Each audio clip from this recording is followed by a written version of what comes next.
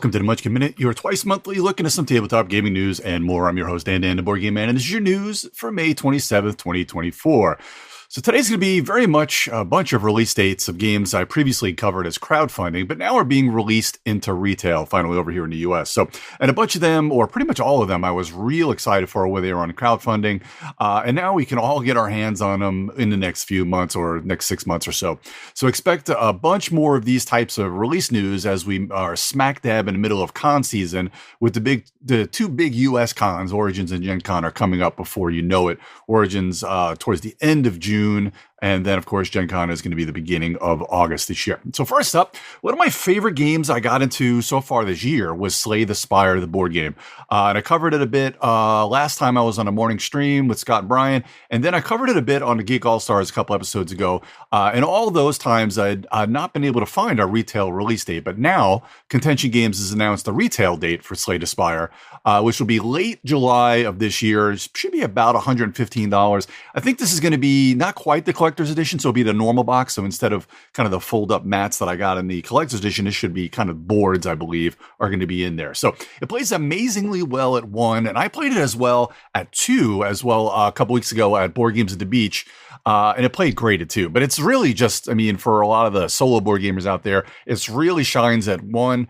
And at 2, I mean, at 1, it's kind of, you know, I kept it set up on my game topper and just played it when I got a chance. So each one of those kind of, you know, you can go through each one of the acts pretty quick depending on which path you take. So it could be anywhere from maybe 20 minutes to 45 minutes. And with 2, it's probably going to be about 45 minutes, again, depending on how fast.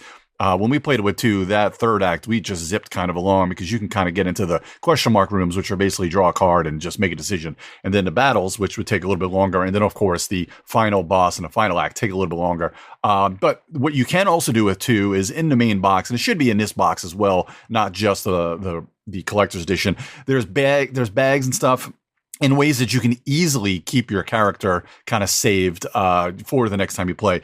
It's an amazing game. It plays so well. If you like Slay the Spire, I can't recommend this one enough. And it's got a really cool, the way you have, you know, each one of your abilities kind of rank up, or, I mean, you can upgrade them.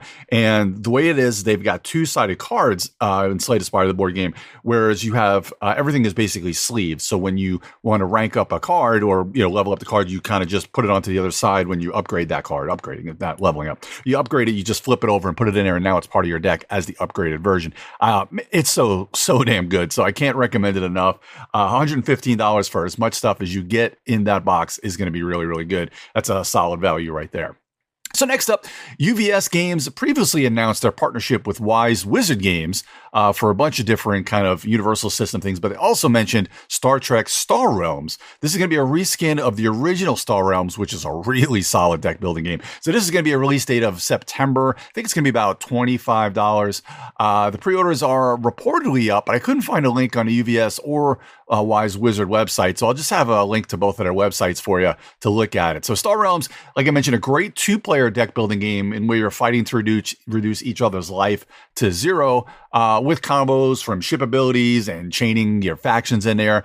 You know, each one of the factions, when they chain off each other, are going to give you another ability. So here, obviously, it's going to have a skin and going to have a lot of different Star Trek things and ships and such. But instead of like the blue, green, red, I think there's names for them in Star Realms, but I don't remember. They're just colors. Each one of them does a little bit. Like green gives you more life. Blue is usually drawing cards, etc., etc. But here you'll have the factions like Starfleet, the Dominion, Romulans, Klingons. So those will be the factions in this. And then you're going to want to kind of base your deck as you're drafting cards. You're going to want to get your deck around 1 or 2 factions so you can really trigger off of those abilities to play. Really, really fun game. So this one should be fun. I'm looking forward to checking it out once it does come out, because I like that Star Trek theme and see what the different ships and people they use and such. So after a huge Kickstarter, Brotherwise Games is going to release Dungeon Kart. This is a pretty quick playing, fun racing game set in the world of Boss Monster. This one made a lot of money. I think it made almost $500,000. This one will be out in July. Should be about $60 from what I saw. This is 2 to 8 players. Obviously, you're going to want to play with more players. There's a lot of frenetic fun where you're kind of messing with each other on the track as well. Plays in about, less than an hour. It's a very light game, very 1-hour wonder. So depending on how many players, it'll be about an hour. So a perfect little kind of party game for you there. Good Games is releasing Star Tycoon. Should be out as of listening to this one. Good Games does a lot of pretty cool stuff. They did Funfair or Unfair as well. 2 different versions there. That was about making kind of an amusement park. A lot of fun. A decent publisher. I really like them a lot. So this is an engine building board game with a pretty cool economic system and a cool looking upgrade system the way you're upgrading kind of your planets and the stars out there. It sounds like a very generic name, Star Tycoon, but upon closer look, it really looks pretty cool. It has a lot of deep. It's a light to medium weight Euro, but it's got a little bit good depth to it. And again, a cool engine building, tableau building way to play. So 1 to 4 players there. You're playing in about an hour to 2 hours. And again, kind of medium to, light to medium weight. And this is by Peter Sanderson and Kira Sanderson and Good Games there. After what seems like an eternity for this Kickstarter to be delivered, I think we're actually going to get, I think it was Gamefound. I don't think it was Kickstarter. Gamefound.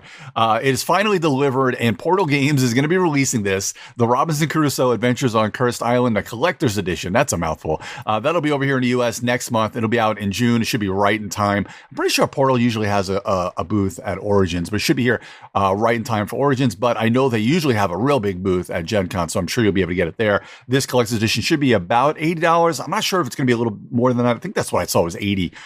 Being on a regular Robinson Crusoe is about 50 or 60, I think. The collector's edition, probably 80. I guess that sounds about right. But anyway, Robinson Crusoe, very much a co-op game in which you're kind of trapped on an island a little bit. It's got some heft to as far as like how hard it is. The difficulty is there, but it is very satisfying once you do succeed. When you do kind of win, it really feels good. So, but it is a real solid game, kind of one of these evergreens that's been around for a while and everybody loves it. So anyway, Robinson Crusoe, the collector's edition there of the Adventures of Cursed Island will be out next month. So Renegade Game Studios is releasing a new version. This is their new version, of Nexus Ops. That'll be out in August, just in time. I'm sure that'll be at Gen Con as well. This will be $65. Now, Nexus Ops has been around for what seems like an eternity. It was kind of made by I think it was Avalon Hill put out the original one, and then Hasbro, who owned Avalon Hill, and then it went to Fantasy Flight. I think it went back to Hasbro, and now Renegade.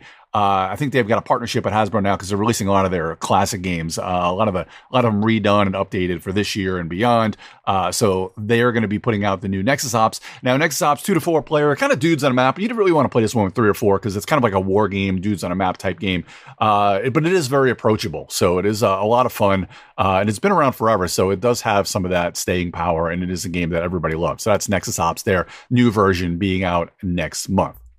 So this, as they've done a lot with Flat Out Games, AEG is going to be releasing Nocturne. That'll be out in September, and it should be about $40. I know they released a lot of their other games. Cascadia obviously went to AEG from Flat Out Games. I would expect there to be some at Gen Con, but I don't have that firsthand knowledge at all. But I know AEG always has a huge booth right at the front of the hall. You can see them at the big red booth right there. Great people that work for them. A lot of great designers are always usually on hand to demo their games. And anyway, like other Flat Out Games, Nocturne has a great Beth Sobel art, and it has a great gameplay loop, kind of an easier. A lot of times their games are very easy to learn and have a lot of depth to them and replayability. So, and of course, this one has, like I said, the Beth Sobel art in anthropomorphic animals. They're all the rage these days. The last few years, we've been seeing a lot of that type of art. I guess it's just easy to get in there, and it's just really good to be, really easy to make them cute and look good. So anyway, it's got a cool action selection mechanism where you're kind of putting these chits out and getting more cards and more spells, depending on the orientation of your chits on that main board. And that card offer. And what they say is each round you begin with a set of numbered tokens that represent your spell strengths. The tokens are used to cast spells and bid on grid of items and special actions on the forest floor. Once you cast a spell, your rival mystics will have an opportunity to cast a more powerful spell onto an adjacent item, hoping to compel it towards them and prevent you from collecting what you need. So it's really kind of a really cool push and pull so that one person's not, it kind of tries to prevent that runaway leader with the way you can kind of counter things and or use once somebody else grabs something, you can use that to your advantage to grab something else. So very, very interesting game. Again, light to medium weight, but very easy to learn there. Let's head on over to crowdfunding. I've got one thing from Gamefound, but it's a biggie kind of. This is Guns of the Old West by Wolfstorm Entertainment. Now, as we know, I love all things gigantic like Gloomhaven and any sort of these campaigny games, but this is cool because this gives you that same campaign feel, but it's in the Old West. Now, this one looks to be about 171 euros. and that's the Frontier Conquest Collector's Edition. Looks like a couple of expansions and, or at least an expansion, a couple extra boxes. So you're going to be getting a lot of stuff there. It says 1 to 8 players in 90 minutes. I'm not sure you're going to want to play this with 8 players. Maybe that if you're going to do just a one-off kind of, instead of a campaign, you can do one-off missions, and maybe you want to do that with more players. But really cool with the Old West, and there's a lot of crap in this box. It looks great. It says here that a mission will play in about 90 minutes, or if you're going to play campaign mode, you're playing, looks like 2 to 4 hours in a campaign mode. And I'm sure that's all dependent on how many pieces of the campaign. So it really looks like a cool branching story narrative and a lot of cool ways to play. So check that one out, Guns of the Old West. So let's head on over to, speaking of Kickstarter and speaking of Gloomhaven, I don't think I mentioned this one last time, but I mentioned it on a Geek All-Stars. This has got about 11 days to go. This is called Rove. This is a cooperative campaign experience for 1 to 4 adventures set in a fantasy world on the brink of being consumed by nature. This is very much influenced by Gloomhaven, as you can tell with everything. So if you like Gloomhaven, or if you know how to play it, this may be right up your alley. It is well funded. Again, a week and a half to go. It looks amazing. There's I got in on this one with a buddy of mine. This is from Alderac Games. And you can get in on this for $99, or there's a Prime Rover where you can get a little bit more for $159, or the All-In, which is $244. We went in halfsies on that, since the two of us will be playing this one together. So that's got a whole lot of stuff in there. They've got expansion box, a core box, a bunch of classes, a lot of stuff, premium dice. Man, it looks absolutely amazing. I can't wait to get this one once it does come. It's supposed to be about a year from now, May of 25 is when it'll come. So it'll give us a little bit more time to get our Frosthaven campaign completed. So, and of course, usually delays and production stuff. So who knows? By the time this one comes, I'll be probably ready to play this one as well. But Rove, definitely check this one out. Again, if you like Gloomhaven or Frosthaven and such, or campaigning games, this is going to be right up your alley. Next up, Rebirth Limited Edition. This is Reiner Knizia at his finest. So it looks like it kind of combines the easiness of learning how to play something like Carcassonne, and then just kind of ratchets it up a little bit more. It is exactly what Knizia is good for. He's really good at making games that are just take you 2 seconds to teach and then have a lot of depth in scoring and stuff. This is by Mighty Boards, and you can get in on it for about $49 US. It looks like you can get in on there. So if you like those type of Euros, easy to learn, a lot of depth in scoring, that's it. Of course, if you like Reiner Knizia, this is going to be up your alley, of course. 2.5 weeks to go as of this recording, and it is well funded. Next up, back to the large, sprawling type game. Another thing I love, not only campaign and fantasy type games, but I love 4X Civ type games. Epochs Course of Cultures. This is a 4X Civ game spanning the ages, from antiquity to modernity, whatever. From modern ages, from antiquity to modern ages, forge your civilization's legendary journey through the sands of time. This has got about a week to go. It is well funded. This is by Ice Makes. And you can get in on this one for about $85. I think there's a bundle you can get in on there for a little bit more, for about $108 US. And then there's an earlier bird deluxe all in. I think you can still get in on that one, but that is about $163 to get the deluxe all in there. But really cool 4X game, which I actually, I love this sort of thing, and it looks pretty cool. Very cool Euro feel of the 4X, Civ type game. Next up, these next few are a little bit, this one's a little bit lighter here. This is Everbloom.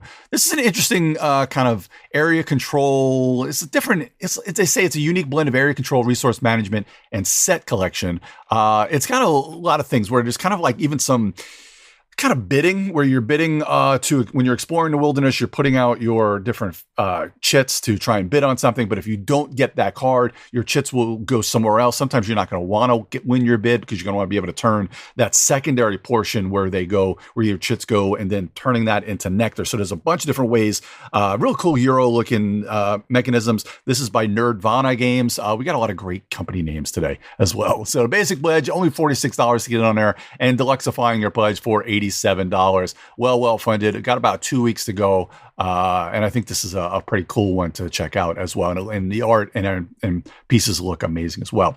Next up, a little bit heavier, Regicide Legacy. This is about a week and a half to go. Of course, Regicide came out a few years ago. It's a really cool co-op game with interesting card play mechanics. And this one is the legacy version, where you're going to lead your party through 12 unique missions, unlocking exciting rewards and discover the secrets of corruption. Now, if you like the art, well, it's got some unique art, but if you like Regicide, and a lot of people absolutely love the original game. So if you like that, you're going to want to get in on the legacy version here for $68. Pretty quick playing game. Again, it's about 1 to 4 players, plays in about a half hour. Each one of these plays, and it's going to be a lot of replayability in all of these missions. So very cool. Regicide Legacy, well funded, and about a week and a half to go. 2 more quick ones to get to here. Bouquet. This is about a week to go as of this recording. This one needs a little bit of help, and it's probably because it's only about a $20 game.